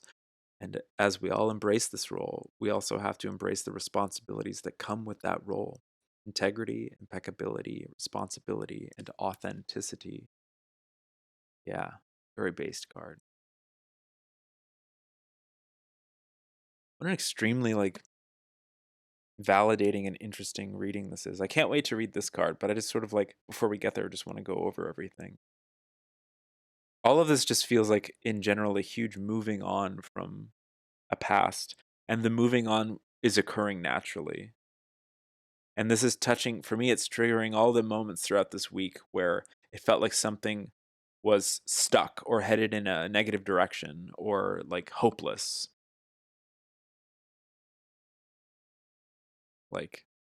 And it's like,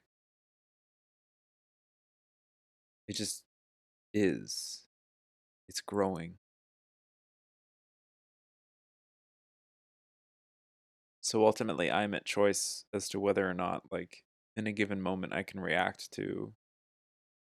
I don't know. I don't even need to put it into words. I think it would trivialize it to put it into words. I don't want to force it.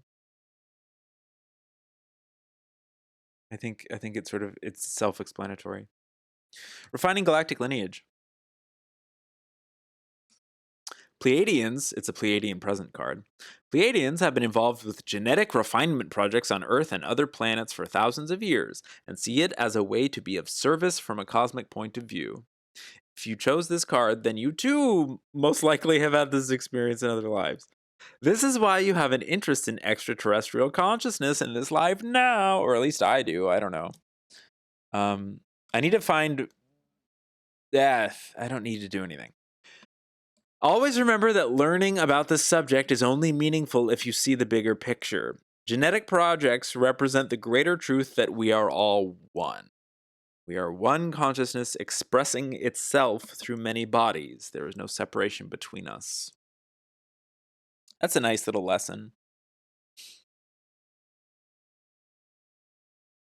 What a strange card. Refining galactic lineage. What does the commentary say? The deeper meaning of this card has to do with how all of us affect the entire holographic reality through our individual evolution. That's beautiful. The micro is a metaphor for the macro and vice versa. When one person evolves, so does the whole. Even though it seems as if we are housed in separate bodies and live separate lives, this life in the physical is not really the true reality. Instead, there's only one conscious intelligence in creation that is seeing through a multitude of eyes. I love that. Very freedom vibe in the stream right now. Oh, that's wonderful. Yeah, this feels like a reminder of everything else. It's like easily going through that transition, that evolution.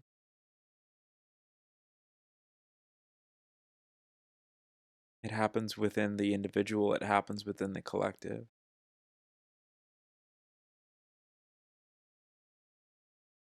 And if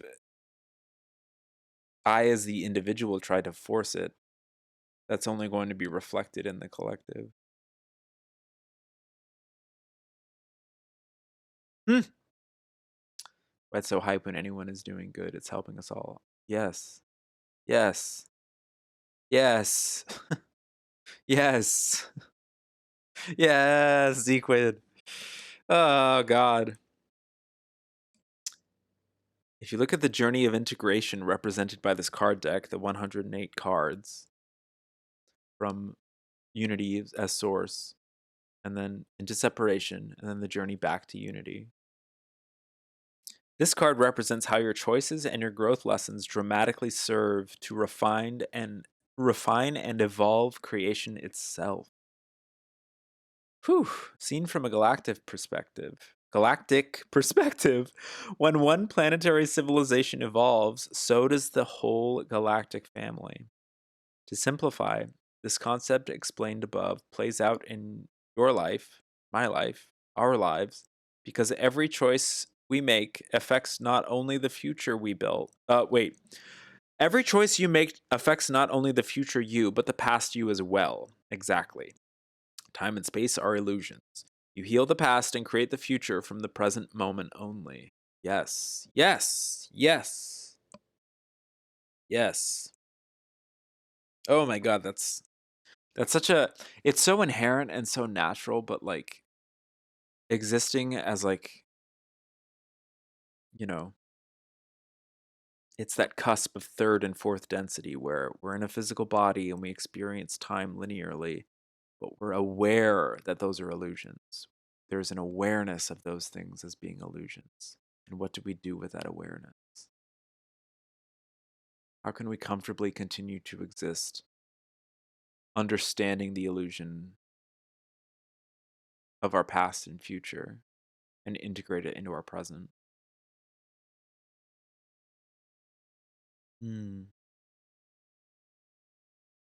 Cool. When you walk a conscious spiritual path, you affect others, and thus ensure the evolution of the galactic family. If this card comes up in your reading, you are being asked to understand this concept and trust that your conscious actions, made with integrity and wisdom, ripple outward and have a greater purpose. You may not be able to see the effect, but it is important that you trust that those actions do indeed impact the greater whole. Whew. What a doozy.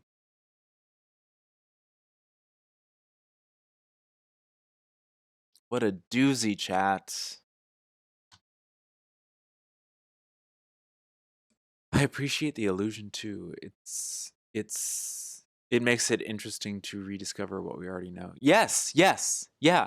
Yeah, when I say, yeah, that's something that I need to remind myself of. Like when I talk about it being an illusion or when we talk about it being an illusion, that doesn't necessarily mean it's a fraud, or a fake.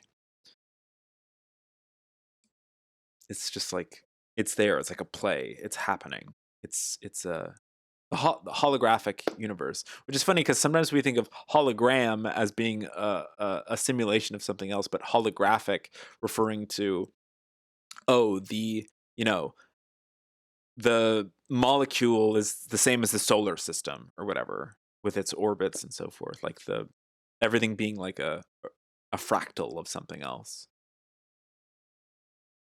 Yeah.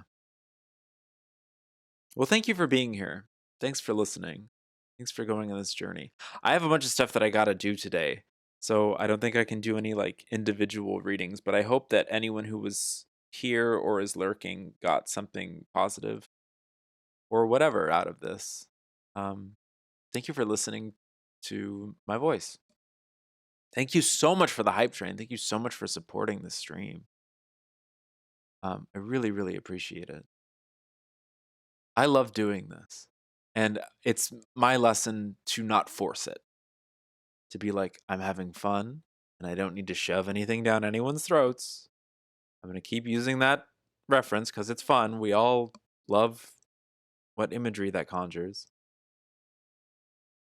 You got plenty positive while going through all your moving boxes. Oh, cool. Yeah, that's what I need to help some people with later and tomorrow is like moving things in boxes from one storage unit to another.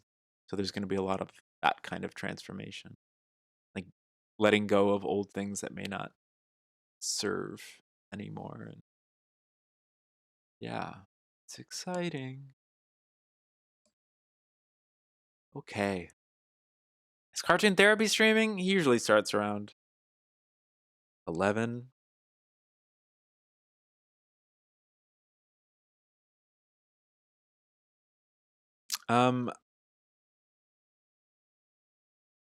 These are all being uploaded to YouTube, by the way. If anyone has an issue with that, please let me know and I can stop doing that. I don't know. It's like a trial period. I've just started in the last couple weeks. I'm just uploading the streams to YouTube, just so they're there. They're also available as highlighted VODs on my Twitch stream, but not everyone knows what that means, and most people know what YouTube means. You object? Oh my god. I can't tell if you're being serious. Yes, I figured you were not being serious. Please do it more and more. Yay! You can't stand VODs on another platform. Yes. Luckily, none of you are giving away your home address or social security number in the chat, so I think that's fine. And I've gotten a lot better at not straight up using people's real names and things like that. So I'm trying to be like a more responsible streamer in that way. What are you doing? Stop. Stop it. Stop that. Oh, yes, Heltran, thank you. Yeah, I just got that text. And I live in the sewer. My phone number is the woman reading this. That's cute. That's cute. Y'all are cute. Oh. Where is he? Is he not live yet? Where are you? He's just such a good person to raid because he's you know, he's training to be a therapist and he's a cartoonist, and it's just we're friends with some of the same people in the community. And is he on yet? Hello, Twitch. Oh, he is live. Okay, good. Jesus. All right. I think he's still doing his intro. Okay. Oh God. Oh. Ugh. I don't think to go to YouTube, but the VODs are safe there. Yay! It's just nice. I don't know. Because they'll be there and someone will be like, "Who's this? Wow!" And my vanity will be validated. My unshowered, no makeup wearing vanity will be validated because someone out there is going to be like, "Wow, who's this hot lady talking about cool things?"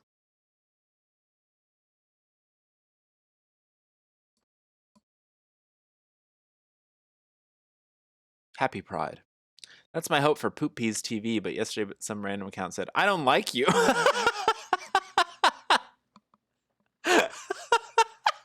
They were just like watching your thing and they were like, I don't like you. I don't like what you're doing here. You and this bread character and your silly commentary. Wow. Raid cartoon therapy. Okay. Have fun, everybody. Be good to each other. Be good to yourselves. Wash your holes. Thank you so much. We have 14 people in here. Thank you so much. That's really cool. I never know what the viewership is going to be like in the morning on a weekday when I'm sitting talking about these kinds of things at great length. So it's really cool that you guys support, and I really, really appreciate it. I promise I will play video games on stream again. I just had a cranky time last Saturday because I was processing emotions. I love to play video games, and I will be playing them on stream again someday. Wash your holes. Have a great day. You saw it like half an hour later. I don't like you. It's like that guy from Star Wars. I don't like you.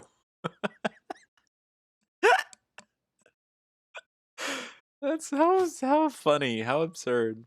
Okay, bye.